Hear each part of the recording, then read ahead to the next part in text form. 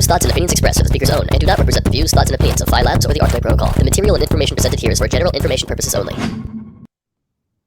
Hi, everyone, and welcome back to the Archway podcast. I'm your host, Valeria Salazar, joined this week by co-host Max McKendry. Hey, happy to be here again. Yep, happy to have you. So today, up first in proposals, we have Proposal 95, which for those of you who don't remember was the proposal for the Atom Accelerator DAO, has passed. And so in 2 months from now, protocols will be able to receive grants ranging from 1 to 100K Atom. Yeah, and this is very good for, I guess, the overall protocol development, but it's going to be interesting to see where they allocate it to and how willing the community is to actually allocate that Atom to projects or to teams who are willing to build out certain things. It seems like there's been a lot of reluctancy to hand out Atom in these type of scenarios. But again, if you want to see innovation and see, the hub continue to develop, you're going to need people working on it. And most of the time it's not going to be for free. So this should help kind of subsidize that. Up next, another proposal that's recently passed is Proposal 131 on Secret Network, which is a community spend proposal for a secret university to get funded, which is absolutely fantastic because we do need a lot more education out there. Yeah, agreed. And privacy is also really important. That's something Secret Network obviously is one of the leaders in the space in. But one thing people don't know is a lot about privacy or what the use cases are. So I think a lot of what they're trying to do with this prop is fund educational type concepts, educational, lessons, things like that, just to allow people to see what's being built and then also learn how to build it out themselves. So things like secret NFTs, which have private metadata, and then also just letting people know that, not everything you do is public, and therefore there should be this push to have a little bit of privacy on chain, especially when it comes to financials. So hopefully that gets kind of ironed out in some of these different offerings, and they can really start to get privacy as a main thing we're thinking about in this space.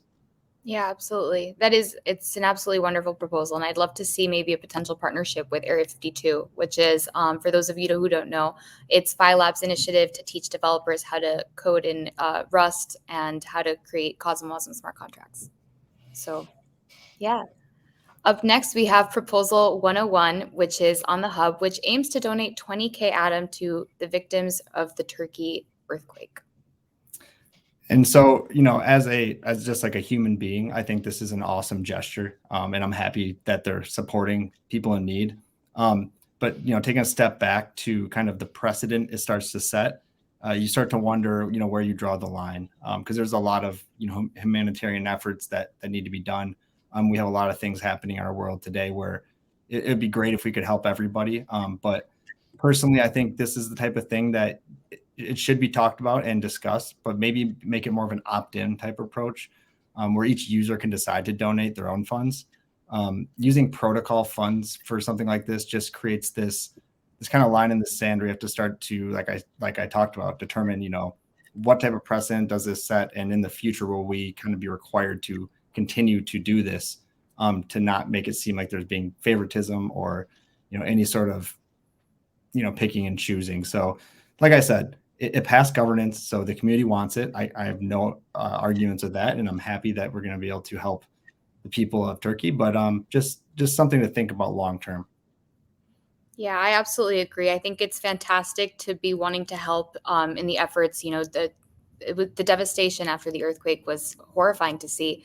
But at the same time, there are a lot of things going on in the world that deserve attention as well. I believe Syria was also affected by the earthquake. So that kind of begs the question, who is being helped and who isn't. So, it's interesting. And it's definitely a discussion worth having before we get to that next step where another, natural disaster begs our attention. Up next, Proposal 18 on persistence wants to increase the minimum validator commission to 5%, which to me seems a little high. I agree. Yeah. I mean, I get what they're trying to do. It's pretty standard, right, to have a minimum commission rate. You're trying to avoid having a 0% validator who's coming in and just acquiring a ton of delegators by just basically rising up the vote power ranks just by offering no commission, meaning that the validator will take none of the staking rewards and they'll all go back to the users. So from a delegator's perspective, it's great. But what it does is it concentrates power. And then by adding a 5%, in my eyes, it kind of reduces a validator's ability to be competitive. Sometimes a validator can compete on commission by offering a lower rate because they're not as concerned about the actual profit, or they just want enough to cover expenses of the infrastructure. So to me, it just kind of limits, who can participate and what the competitive advantages are. Yeah, definitely. But at the moment, it's passing, so it looks like it's gotten a lot of support in the persistence community. So we'll see. Yeah, and I'm not sure if they've had a lot of issues with 0% validators. There is always the risk that they just are 0% until they've amassed enough delegators, and then they raise that rate to something much higher. And I think maybe that's what they're trying to avoid. But I'm not sure if that's something they've actually faced so far. Yeah, I'm just used to seeing validate a minimum of like 2% or something like that. 5% as like a minimum seems a little high to me. But hey, to each their own. Yeah, past governance. Yeah. Up next is Proposal 98 on the Cosmos Hub, which is a proposal by Alpha Growth, which want to run growth and developer acquisition initiatives for ICS consumer chains. So I'm not sure exactly what the plan is going to be if this doesn't pass, in terms of determining what they're going to do with certain funds to support ICS chains. But obviously, if governance is not happy with what they saw, maybe they'll just need to submit a new prop with some changes that are more palatable to the community. But overall, I think there's going to need to be some sort of focus efforts to get ICS chains on board. And then to also go find, other applications that may want to eventually become ICS chains. Business development's a big piece, I think, of trying to build out any sort of business. And a lot of these times, these protocols aren't necessarily thought of as a business, but they do, and in the end of the day, need to create value.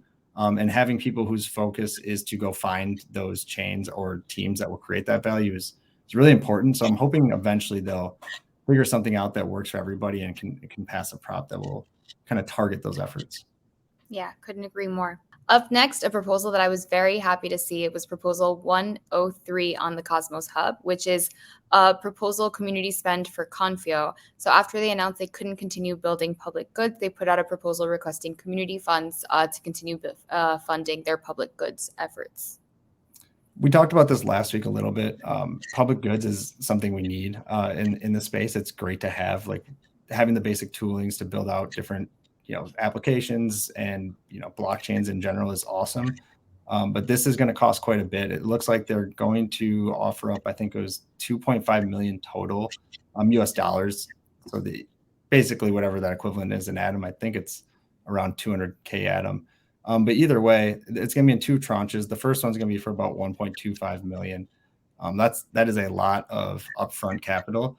But I think it's going for good use. I think Confio has done a ton of great work in the space in the past and will continue to.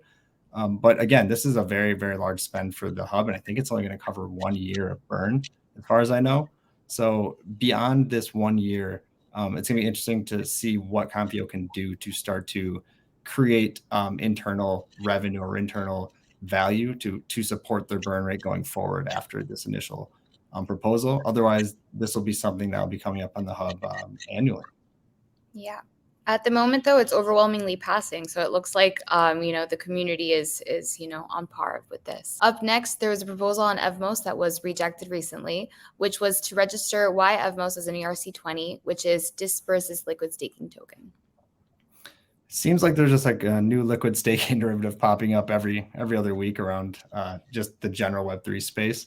So I can't say I'm super surprised that the proposal was denied. There could be a few different reasons, I imagine, why it was denied, but one could just be that they don't feel that it's necessary to add another liquid staking derivative. I think Stride recently partnered with Evmos, so there is going to be a liquid staked Evmos version. And then on top of that, I think we both noticed that there was, in the discussion of the actual liquid staking prop, they noted how there's no unbonding functionality yet, and that it wouldn't be available for probably the first month after launch. That definitely seems like an issue, and what would prevent me from voting yes on any prop is the fact that once you bond, you can't unbond. So I would imagine that was a key factor also in this getting denied. Once that's fleshed out and they have like a working product, maybe they'll have another prop to put up and it might get a better reception. But as it sits now, I don't see how you could pass it without them even having the unbonding function. Yeah, I agree.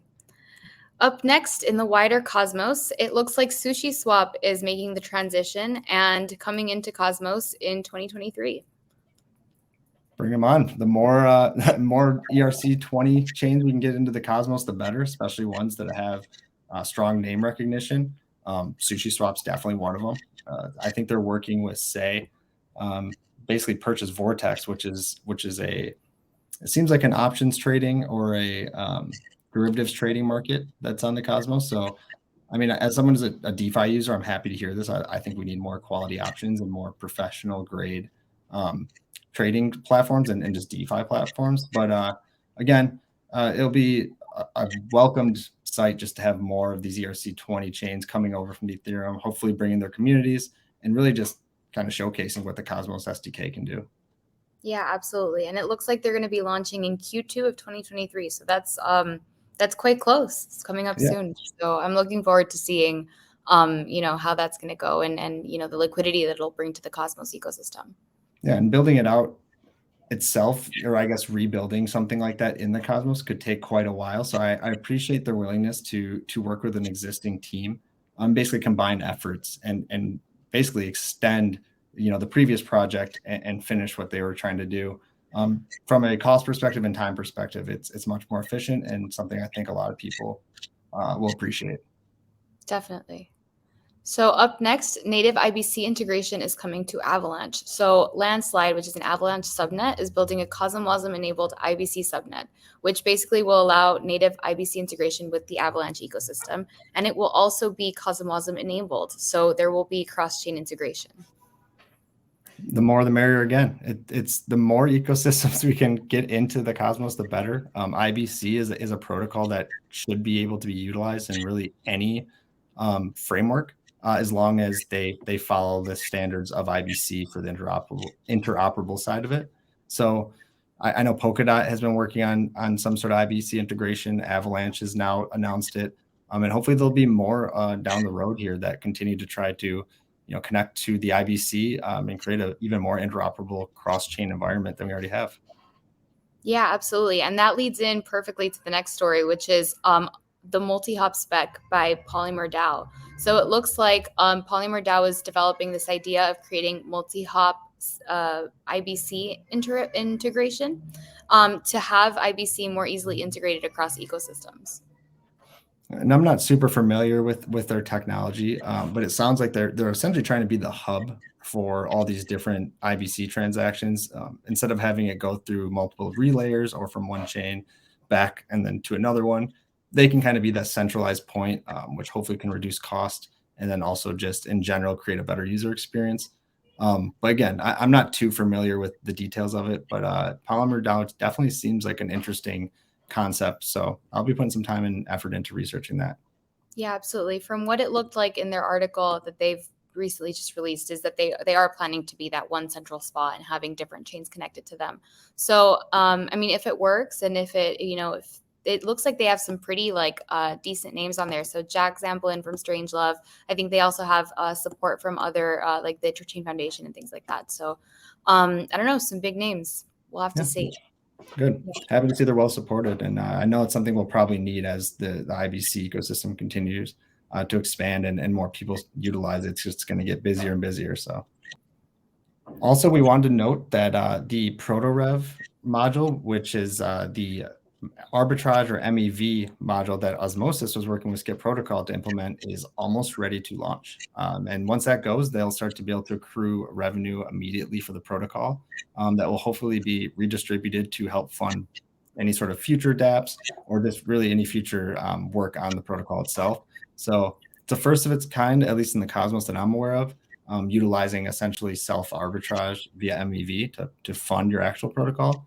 But I think it's a step in the right direction for Osmosis as they're trying to kind of build up more backing for their token value. And this is certainly a good way to start. Yeah, absolutely. Congratulations to the Osmosis and Skip teams.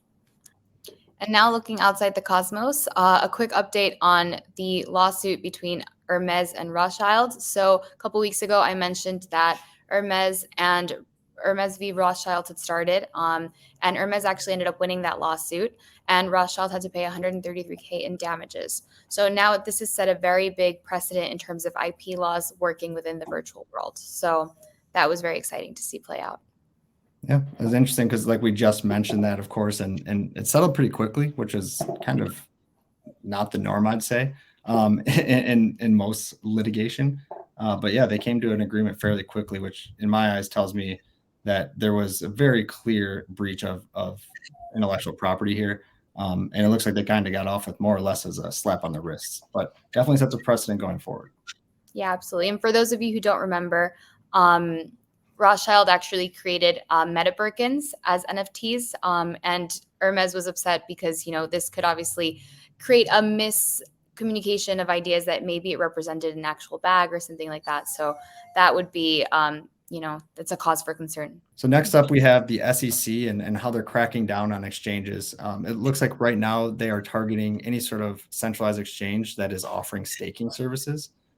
They see staking as a service as a derivative in some sense, and that you're basically earning without providing any sort of upfront effort, mainly because it's being held on a centralized exchange. And therefore, the SEC is deeming it a security. I personally, I think I saw that Kraken actually shut down as a part of this negotiation with the SEC, but Coinbase will actually step up and fight it. From a shareholder's perspective, I think their initial reaction was poor because they saw the dollar signs attached to this lawsuit. But from someone who's very much ingrained in the crypto space, I think it's important that somebody steps up to fight this. If we allow the SEC to continue to regulate through enforcement, they're going to basically put us in a corner that we can't really get out of. I think we need to step up and enforce them to regulate through actual regulations by explaining how you're supposed to do things instead of just punishing you after the fact for not doing them how they initially wanted you to. So this is a big step, I guess, for us in the crypto space, seeing a big player like Coinbase who's well capitalized, really get up to the plate and take on this massive undertaking. So hopefully they can defend their case well and really set the new precedent for what is a security and what isn't. Because right now we're just kind of in a limbo.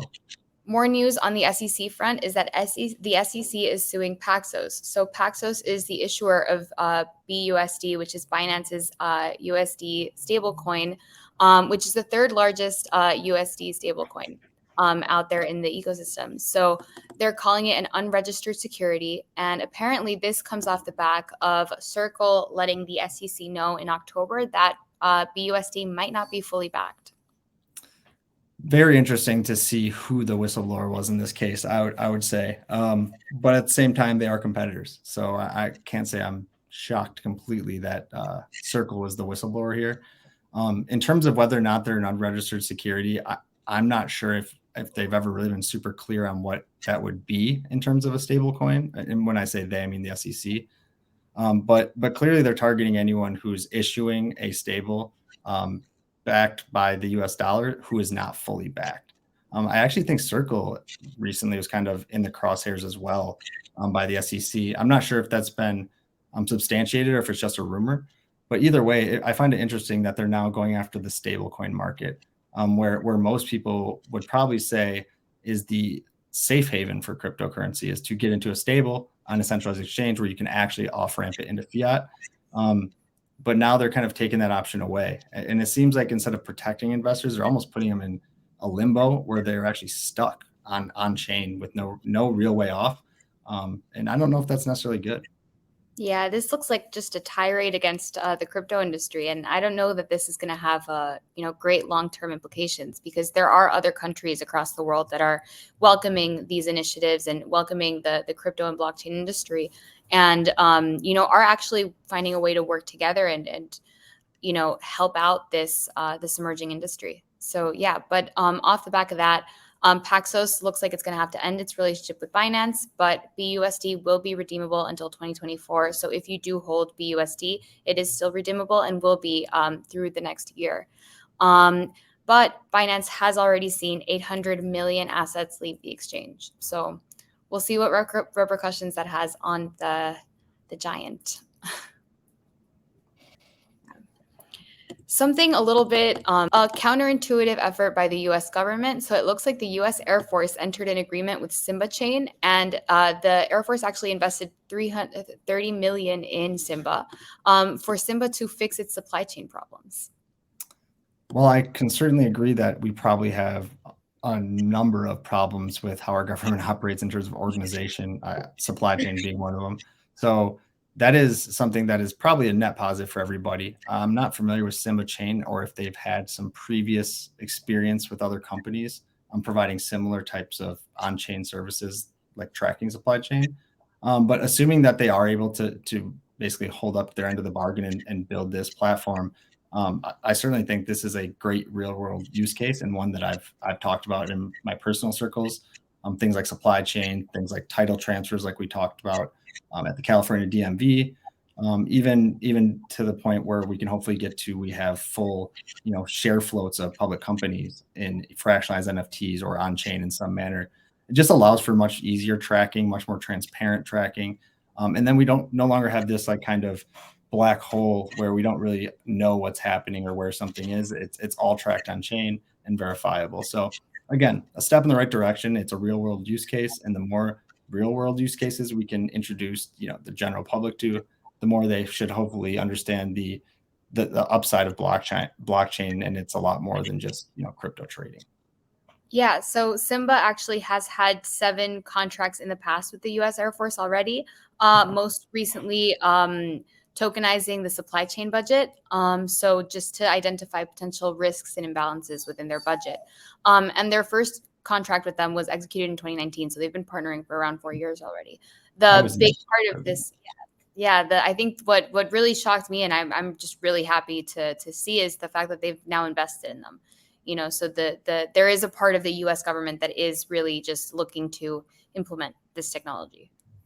Yeah, and I think a lot of people in government do see like the promise in blockchain overall, but I think just because of how unregulated it is currently and just the lack of understanding of the space, they're reluctant to really like go all in and invest in it. But to your point, these small wins like the California DMV and now with the Air Force, we're going the right direction. They're starting to see it. They're taking some chances, and if things go well, I don't see where they're going to go back to their old ways. So it's been a long road since even 2017, but we've come a long way since then, and hopefully in this next cycle we'll take another giant step. Yeah, absolutely. Well, I think that's it for us. We'll see you guys next week. Thank you so much for joining us. Yep. See you next week.